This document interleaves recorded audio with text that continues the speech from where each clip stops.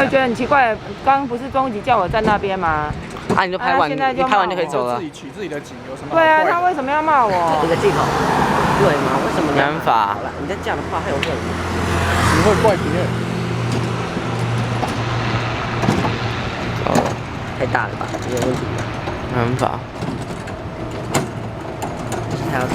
他那个螺旋桨啊，摄影的时候，他那个几乎都不动。你知道什么吗？太快吗？真绿一样啊。来了，有网络上这样说的。